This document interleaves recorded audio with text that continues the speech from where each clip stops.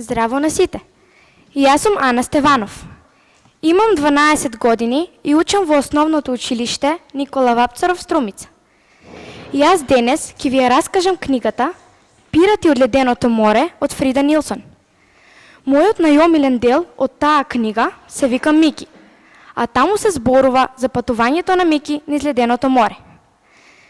Мики било едно девојче, само што наполнила 10 години. Во средината на ноември ги забележала убавите китови како лежат на заливот, покриени со сребрени капки на грбовите.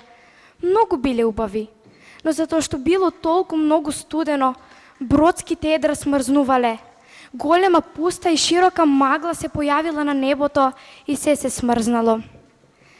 Мики во далечината на заливот забележала едно мало корморанче, панато на земјата. Таа веднаш истрчала до него и го земала во раце и си помислила дали малото корморанче е се уште живо или не е. Но таа видела дека тоа било смрзнато. Мики веднаш знаела дека мора да го однесе малото корморанче кај незиниот татко, бидејќи таткото на Мики имал толку многу нежни и вешти раце, што сакал да помага на сите животни што не биле баш добри.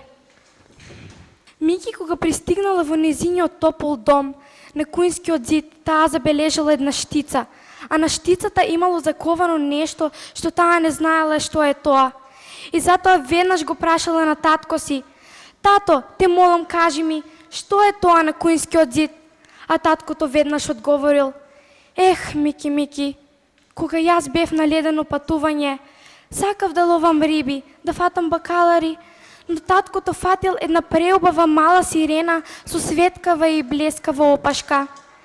Но таа мала сирена се заглавила во мрежата на таткото, а таткото се пробал за да ја ослободи, но за жал не можал.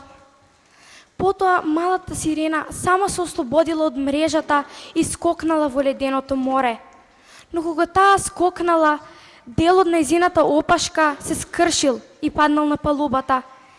И таткото го земал тоа делче и го ставил на една штица на куинскиот зид, за како спомен од таа убава мала сирена од леденото море.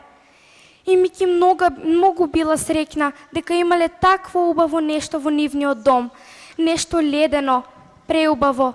И ако сакате да дознаете понатаму зашто се зборува во оваа книга, прочитајте ја Пирати од леденото море од Фрида Нилсон.